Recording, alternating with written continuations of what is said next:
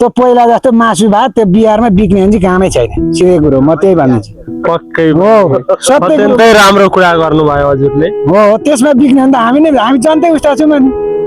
त्यो म चाहिँ त्यही भन्छु है सबैलाई म त्यही भन्छु तर मैले पनि अब त्यतिखेर पहिला मैले भोट दिने भन्दा म अहिले 42-43 वर्षको उमेर भयो मैले एकैचोटि भोट दिएको छु 23 र 24 को आन्दोलन सम्झिँदाखेरि नि जस्तो म पनि आमा हो नि त होइन आफ्नो सन्तानप्रति कति माया हुन्छ तर त्यो 23 र 24 मा उसको आमाहरू रुयो त्यति नै म त्यति नै रुएँ होला त्यस्तो त्यो बच्चाहरू मर्दाखेरि त्यो खै नेताहरूले खै बुझिदिए त त्यो एउटा स्कुलको ड्रेसमा मर्ने बच्चाहरू देख्दाखेरि अनि आफ्नो सन्तान सम्झे त्यतिखेर अनि त्यो बुझ्नु पर्थ्यो खै नेताहरू उस्तै देख्छु त्यही भएर म त डर मात्रै लाग्न थालेको हजुर त र सबै जनता उत्तिकै हौँ अब नेता भइसकेपछि र हामीहरूले हानिसकेपछि निस्किनु नथास बोलेका कुरा त्यो अलग छलग तास खेले जस्तो सत्ता अट्टा नभनिकन एकिन काम देखाएको काम होस् हामीहरू त वृद्ध अवस्था भयौँ हाम्रा छोरा नातिलाई सुविधा होस् नेपालमा जनताले दुःख नपाउन् मरुमराउ नहोस् नेता भएर आफ्नै मात्रै भोलि भर्ने आफै मात्रै माथि ठुलो मान्छे बनिने यो काम नहोस् आखिरीमा जानु छ 1 बजे जति जन्म दिएर धनै सम्पत्ति भए पनि हामीहरू 1 बजे जानुपर्छ मर्ने चोला मर्नै पर्छ त्यस कारणले तपाईँहरू सबैले हामीहरू एउटा चाहिँ के हो भनेदेखि यो ठाउँमा जन्मेको फलानालाई दिइरहेको हामीहरूलाई यति सुविधा दिए अब फेरि दोहोऱ्याउन पाइयोस् भन्ने मेरो यति नै अनुरोध हो कृषकलाई के गरेको छ जो नजान्ने जो लाटो त्यो चाहिँ कृषकलाई लागिरहेको छ किनभने कृषकले त हाम्रो जग्गा उत्पादन के अरे जग्गामा फलाएर उत्पादन गरेर जनतालाई पाल्नु पर्ने हो नि त तर किनभने त्यो पालिने माध्यम छैन कृषकलाई 6 माथिबाट बजेट छुट्याउँछ तर तल आइपुगेको छैन तल आइपुग्दाखेरि अब त्यो 50% के अरे 5% जति आउला सबैमा नमस्कार म सुभाष ढकाल आज शिवरात्रिको दिन विशेष त शिव भगवानको भक्तजनहरू साथै भगवान प्रति आस्थावित व्यक्तिहरूको लागि साथै नेपाली आमा बुबा दाजुभाइ दिदीबहिनी विदेशमा बस्नुहुने नेपाली दाजुभाइ दिदीबहिनीको लागि विशेष शुभकामना भन्न चाहन्छु र शिव भगवानको लागि सदाभरि हजुरको भक्त रहनेछु सत्यको बाटोमा हिँड्नेछु म अब यही सल्प गर्दै सबै नेपालीलाई फर्स्ट अफ अल त शुभकामना दिएँ र निर्वाचन नजिकै छ अब आफ्नो धारणा आफ्नो भिजन लिएर उम्मेदवारहरू आउनुहुन्छ यहाँ ठाउँको यो भोजपुर जिल्लाको के छ त विकासमा के कुरामा पछाडि परेको छ यहाँका समस्याहरू के छन् भनेर विशेष जनतासँगै बुझ्दै र जनताको राय बुझ्दै अब आगामी निर्वाचनमा जनताले कसलाई रोज्लान् भन्दै म एउटा कार्यक्रम सञ्चालन गर्ने क्रममा छु हजुरहरूलाई थाहा छ हजुरहरूले मलाई माया गरिदिनुहुन्छ सपोर्ट गरिदिनुहुन्छ विशेष त हजुरहरूलाई के लाग्छ प्रतिक्रिया भने हजुरहरूले कमेन्ट बक्समा गएर दिनुहुन्छ भन्ने आशा गरेको छु अहिलेसम्म हाम्रो सर्वसाधारण मानिसले कुनै राहत पाउन सकेका छैनन् अब हाम्रो कृषकहरूको समस्या जस्ताको जस्तै छ कृषि पेसामा लागेका मानिसहरूले कुनै पनि राहत अहिलेसम्म पाउन सकेका छैनन् जङ्गली जन्तुहरूको भयावह स्थिति छ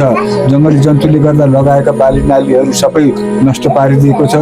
अहिले बाँदर चरा तथा विभिन्न किसिमका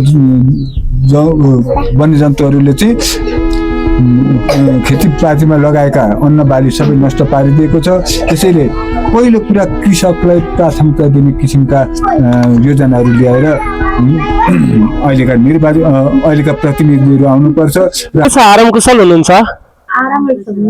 हजुरहरूको शुभ नाम के पर्यो होला कृष्ण कुमारी बस्नेत घाटो अटो आउँदैन बिरामी हुँदाखेरि अनि यो बाटो सफा गर्दै राम्रो गर्दै हुने थियो भन्ने छ एकजना हाम्रो आदरणीय दाजुसँग भेट भयो दाजु आराम हुनुहुन्छ नमस्कार छ हजुरलाई ठिकै भन्नुपर्छ हजुरको शुभ नाम के पर्यो होला मेरो आशिष थामी हो आशिष थामी हजुरको घर चाहिँ मेरो घर अरुण गाउँपालिका वडा नम्बर 1 सारू डाँडा अथवा यामपाङ पर्छ हजुर के छ कृषिको अवस्था यहाँनिर के कस्तो कुराको अभाव छ जस्तो अब निर्वाचन पनि आउँदैछ उम्मेदवारहरू भोट माग्दै आउनुहुन्छ भोट माग्दै आउने क्रममा तपाईँहरूको समस्या चाहिँ के छ उहाँहरूले समस्या कतिको निहाल्नु भएको थियो पहिला अब आगामी दिनमा कतिको निहाल्नुहुन्छ त्यो कुरा थाहा छैन तर हजुरहरूको समस्या के छ थोरै भनिदिनुहोस् न समग्र गाउँको कुरालाई कृषक भइसकेपछि अब बाली नाली लगाउनु पर्ने हुन्छ हजुर हो अनि अब लगाइसकेपछि के हुन्छ हुन्छ भने त्यसलाई व्यवस्थापन गर्न चाहिँ अलिक गाह्रो हुन्छ हजुर हो। किनभने यो लगाइन्छ हजुर हो। लगाइसकेपछि अब त्यो उत्पादन धेरै भयो भने यसलाई व्यवस्थापन गर्न सक्दैन यो चाहिँ हुनु पर्यो भन्ने हाम्रो चाहिँ व्यवस्थापन हुनु पर्यो भन्ने हाम्रो भनाइ चाहिँ हुन सक्छ। जस्तो कृषिमा उत्पादन हुन्छ उत्पादन भएको उत्पादन सामानहरूलाई चाहिँ बजारीकरण हुनु पर्यो भन्ने समस्या ठुलो समस्या अरुणमा यो समस्या ठुलो छ लगभग यही नै भन्नुपर्छ हजुर किनभने जुन कुरा उत्पादन हुन्छ त्यो चाहिँ एकदमै सठिक ठाउँमा पुग्न पर्यो हजुर पक्कै होइन पनि अनि त्यो कृषकले पाउने जुन ऊ छ मूल्य छ त्यो पाउन पर्यो यो बिचौलियाहरूले चाहिँ नि एकदमै बिचमा त्यो कृषकले पाउने कुरो चाहिँ उनीहरूले खाइरहेको छ त्यो जसले मेहनत गर्छ त्यो मेहनत गर्नेले चाहिँ पाउन पर्यो भन्ने हाम्रो भनाइ हो जस्तो अब भोट माग्दै आउनुहुन्छ उम्मेदवारहरू विभिन्न पार्टी छन् अहिलेको पछिल्लो समयमा त धेरै पार्टीहरू छन् के छ अबको नयाँ पार्टीहरूले देशमा परिवर्तन गर्नुहुन्छ जस्तो तपाईँलाई के लाग्छ तपाईँको आफ्नो धारणा खासै मलाई चाहिँ लाग्दैन यो परिवर्तन हुन्छ भन्ने कुरामा चाहिँ त्यति विश्वास नगरे हुन्छ विगत के थियो त्यो अहिले पनि त्यस्तै हुनसक्छ भन्ने हो केही होला तर त्यो त्यति साह्रो म चाहिँ विश्वासै गर्दिनँ के छ चुनाव नजिकै छ है विभिन्न दलका हाम्रा उम्मेदवारहरू भोट माग्दै आउने क्रममा हुनुहुन्छ सायद आइपुग्नु भएको छ कि छैन थाहा छैन तर के छ अब तपाईँ त एक हिसाबको कृषक व्यक्ति नै हुनुहुन्छ होला पक्कै पनि कृषिमै आधारित हुनुहुन्छ हजुर भनेपछि कृषकको समस्याहरू के छन् समग्र रूपमा तपाईँले देखेका समस्याहरू समस्या त अब के हुनु सबै अब हामीलाई एक त यो उत्पादन गरिन्छ यो पुर्याउने ठाउँ सम्बन्धित ठाउँमा पुर्याउने सामान छैन हामीसँग होइन अनि दोस्रो कुरो अब सुन्तला यस्तो भनौँ कागती यिनीहरू पनि अब हामीसँग सामान छैन फलाइन्छ तर पुर्याउने ठाउँ छैन अब जुन उसमा कृषकमा अब मल आउँदैन बेलामा टाइममा पाइँदैन लाउने टाइममा पाइँदैन मलहरू त्यहाँनिर हाम्रो ठाउँमा चाहिँ एक म बसेको ठाउँमा चाहिँ खानेपानीको पनि अभाव छ हजुर पक्कै पनि यो यहाँ अहिले पहिले गाउँबाट अहिले असारमा साउनमा चाहिँ बन्द गरेको थियो अहिले खोल्न लागेको छ हजुर होइन तर पानी आउँदैन पैसा तिरेको छैन 8,000 खै 600 कति भएको छ अरे एक धाराको चाहिँ तिर्यो अरे तर पानी आउँदैन पैसा तिर्नु कि नतिर्नु यो पास भएको पानी हो खासमा भन्नुपर्छ हजुर हो है अनि त्यहाँबाट अब यो गर्छौँ उ गर्छौँ भन्नुहुन्छ हुन त नेता जुन पुरानो नयाँ त्यो मतलब भएन तर चाहिने साँच्चै गर्छु भन्ने मान्छे त यहाँ धेरैचोटि भइसक्यो मेरो बाउ बाजे पालादेखिकै मान्छे छन् खोइ अहिलेसम्म त्यो उत्पादन कतै केही हजुरको शुभ नाम भनिदिनुहोस् न मेरो नाम विनिता लावर हो हजुर हजुरको घर चाहिँ वडा नम्बर 4 अरुण गाउँपालिकाको वार्ड नम्बर 4 मा पर्छ वडा नम्बर 4 हो हजुर के छ हजुर कृषि क्षेत्रमै आबद्धित हुनुहुन्छ होला के छ कृषिको अवस्था समग्र यो अरुण गाउँपालिकाको 4 नम्बर वडामा हजुरको दृष्टिकोणबाट के कस्तो अभावहरू छ कृषकलाई साथसाथै अनि आउने हाम्रा उम्मेदवारहरूलाई हजुरहरू के माग गर्न चाहनुहुन्छ भनेर मैले भिडियो बनाउँदै आएको थिएँ हजुरले आफ्नो कुरा राखिदिनु होला है खोइ अब के भन्नु अब यो अरुण गाउँपालिका भरि चाहिँ हामीले चाहिँ अब अलरेडी अदुवाहरू चाहिँ खेती गर्छौँ हजुर अदुवा खेती चाहिँ गर्दैछौँ बजारहरू चाहिँ राम्रो बजार पाएको छैन हजुर त्यही हो त्यस्तै हो अब त्यही हो बजारको व्यवस्था भए चाहिँ अब कृषकहरूलाई त्यही त हो नि अब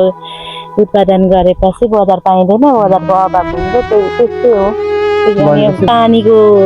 असुविधा छ हजुर पानीको अभाव छ भने धेरै नै हजुर अब सबैभन्दा ठुलो अब पानी भए सबै त हुन्छ पानीको छ त्यही हो अब नेताहरूलाई अब आउने नेताहरूलाई उम्मेदवारहरूलाई चाहिँ सबैभन्दा पहिले चाहिँ पानीको चाहिँ व्यवस्था गर्नु पर्यो भन्न चाहन्छु त्यही हो अनि नमस्कार स्वागत छ हजुरलाई कार्यक्रममा हजुरको शुभ नाम के पर्यो होला नरेन्द्रबहादुर थापा हो हजुर बुवा नमस्कार हजुरको शुभ नाम चाहिँ के पर्यो होला टङ्कबहादुर श्रेष्ठ हो टङ्कबहादुर श्रेष्ठ के छ आराम कुशल हुनुहुन्छ दुवैजना आराम कुशलै किसान भइयो किसानलाई सेवा सुविधा भनेको केही आएन हजुर अब हामीलाई किनभने यो बाटो अब अरू विकसित देशले हो भने अब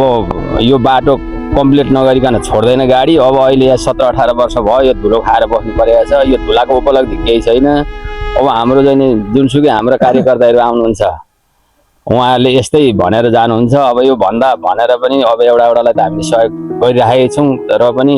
अब हाम्रो यो गाडीले के अरे बाटोले काटेको मौजाहरूको हाम्रो केही पनि दिन सकेको छैन सरकार पनि कस्तो भन्नु अब जुनसुकै एउटा सेवा सुविधा दिने खालको सरकार चाहिँ केही पनि आएन। कृषकलाई के चाहिन्छ?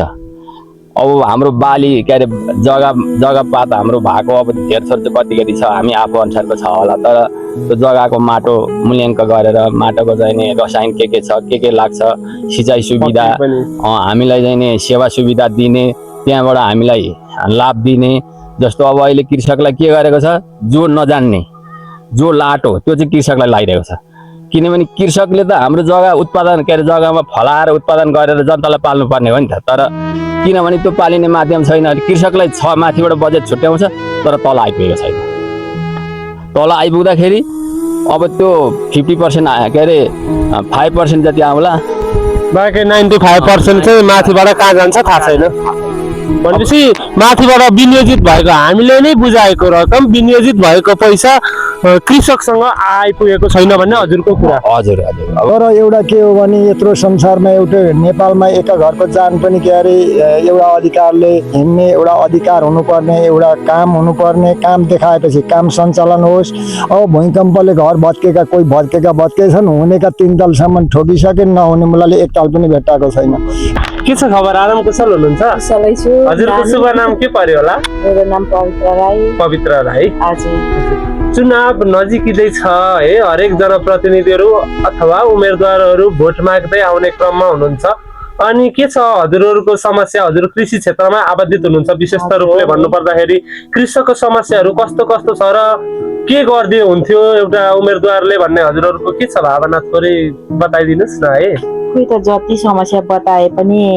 चुनाव पाइन्छ गरिदिन्छु, जितेर गएर गरिदिन्छु भन्नुहुन्छ, क्यारे गरिदिनु हुन्न।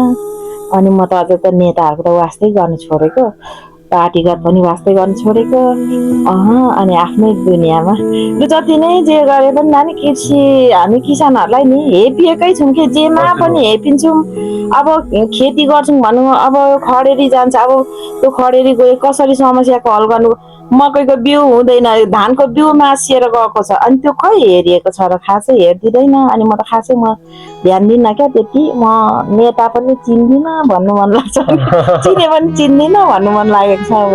अबको परिस्थितिमा धेरै दलहरू हुनुहुन्छ, नयाँ दलहरू पनि हुनुहुन्छ। कतिको आशा राख्नु भएको छ नयाँ दलहरूसँग हजुरले? अब नयाँ दलहरूसँग पनि कसरी आशा राख्नु? पहिलाकै नेताहरू त हुनुहुन्छ, नयाँ नेताहरू अलिअलि छन् होइन, अलिअलि आश लाग्दा कोही नेताहरू त छन् नि। अब जस्तो धरानको मेयर त आश लाग्दै हुनुहुन्छ नि, अहिलेसम्म त उहाँले गरेको धरानलाई प्रगति गरेको देख्दाखेरि त हाम्रो अहिलेसम्म यो हाम्रो अरुण गाउँपालिका नानी अब अहिलेसम्म यो ग्रामीण रोड यत्रो यो हुन्छ के हेर्नुहुन्न, यो गर्नुहुन्न। अनि त्यतिको